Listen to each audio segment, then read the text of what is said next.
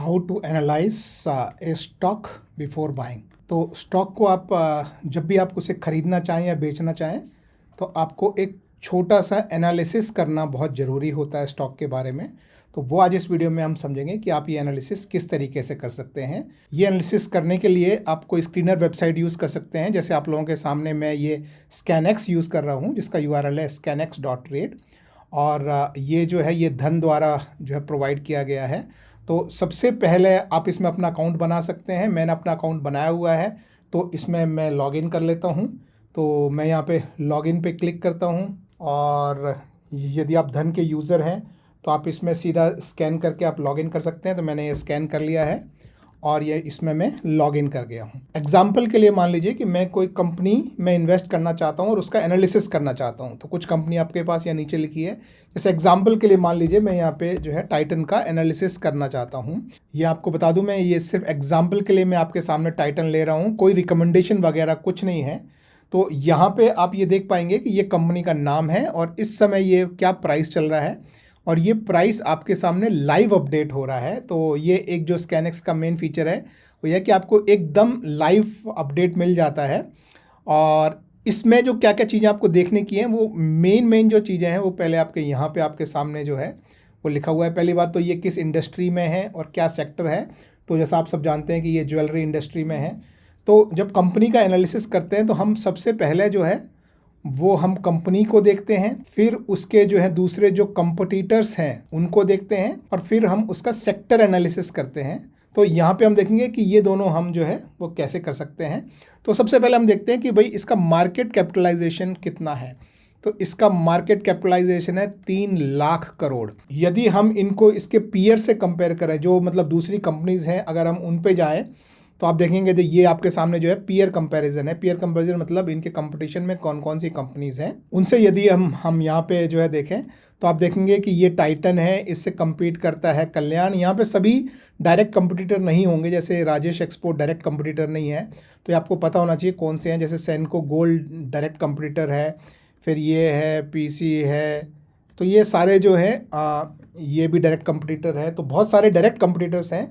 तो उनके साथ आप जो है वो कंपेयर करके देख सकते हैं कि टाइटन का ये LTP ज़्यादा मैटर नहीं करता है, इसको आप छोड़ सकते हैं। देखिए कि मार्केट कैपिटलाइजेशन कितना है, यानी कितनी बड़ी कंपनी है, कितनी बड़ी कंपनी है, कितनी छोटी कंपनी है, कितनी और बहुत छोटी कंपनी है।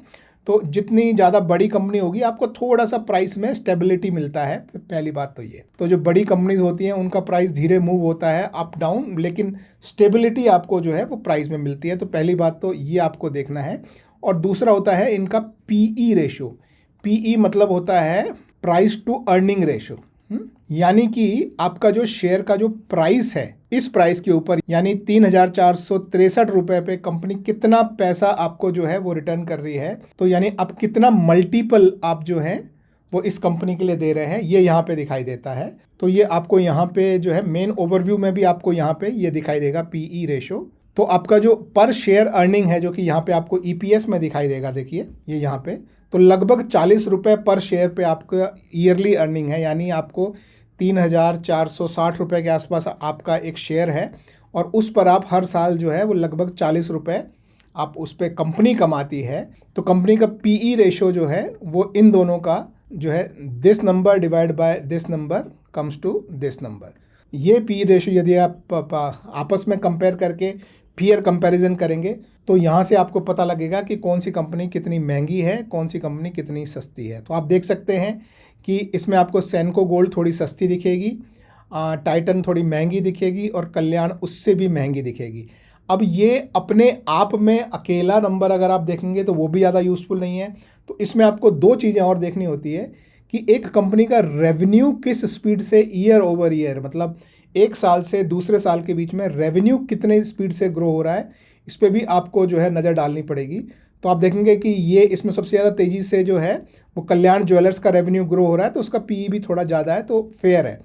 अभी ये सेनको में देखेंगे तो इसका रेवेन्यू कम स्पीड से ग्रो हो रहा है, इसलिए उसका PE भी लोग जो हैं उसको कम प्राइस देना चाहते हैं। इसी तरह से आप इनका year on year profit growth भी देखें तो प्रॉफिट में आप देखेंगे तो सेनको का प्रॉफिट जो है वो काफ़ी अच्छी स्पीड से बढ़ रहा है टाइटन का प्रॉफिट अभी इतनी अच्छी स्पीड से नहीं बढ़ रहा है, क्यों नहीं बढ़ रहा है वो हम देखेंगे। और कल्याण का आप देखेंगे तो प्रॉफिट ऑलमोस्ट जो है वो डबल हो गया है, यानी 97% के आसपास ईयरली ग्रोथ दी है। ये कारण है कि लोग इसको शेयर को महंगे में खरीदने को भी तैयार हैं।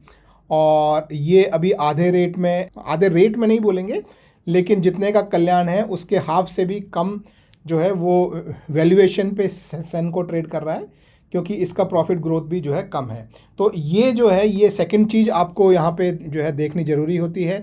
इसके अलावा और हम यहाँ पे देखें तो इस शेयर ने पिछले 5 दिन, 1 महीना, 6 महीना, 1 साल, 5 साल में कैसा परफॉर्म किया है, और उसको अगर आप उसके पीयर से कंपेयर करें, तो जैसे आप मान लीजिए कल्याण से अगर आप कंपेयर करते हैं, मान लीजिए मैं 1 साल का कंपैरिजन करता हूं, तो आप देखेंगे कि 1 साल में टाइटन ने सिर्फ 15% रिटर्न दिया है, जबकि कल्याण इतना भाग गया है।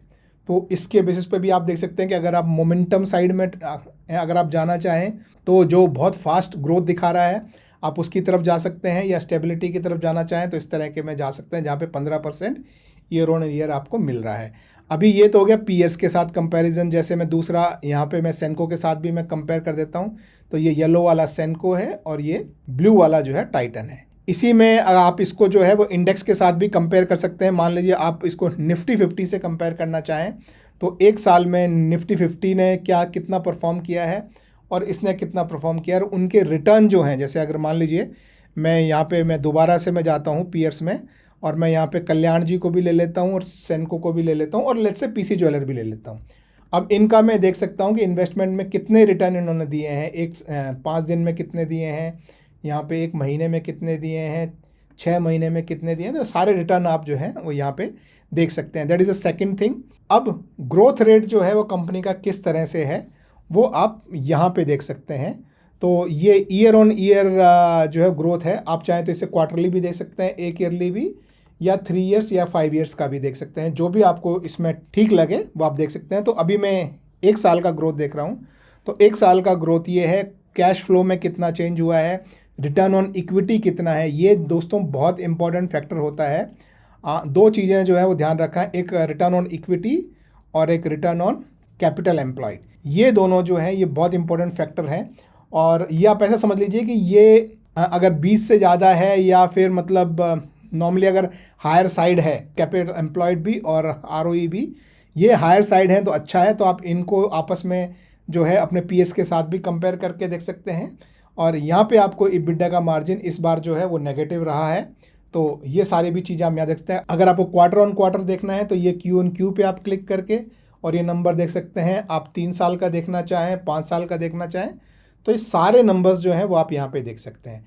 अब इसके बाद आप इनके फाइनेंशियल स्टेटमेंट में आपको 2 चीज़ें देखनी होती हैं, इसका रेवेन्यू कितना है और इसका प्रॉफिट कितना है। तो ये तीनों को मैंने बंद कर लिया है ताकि हमारे लिए बहुत इजी हो जाए। इसको आप चाहें तो यहाँ एनुअल बेसिस पे देख सकते हैं या क्वार्टरली बेसिस पे। तो मैं भी एनुअल बेसिस पे मान लीजिए मैं देखता हूँ। तो आपके सामने ये 6 साल का आपका रेवेन्यू, तो आपको यहाँ पे क्या देखना है, 6 साल में क्या रेवेन्यू ऊपर की तरफ जा रहा है। तो आप देख सकते हैं कि काफ़ी अच्छा ग्रोथ है। 20,000 से भी कम था लेकिन अभी 47,000 पे आ गया है 6 साल में रेवेन्यू। और वहीं प्रॉफिट देखें तो लगभग 2,000 के आसपास था, वहाँ से 4,600 के आसपास, मतलब 2.5 गुना के आसपास प्रॉफिट बढ़ गया है।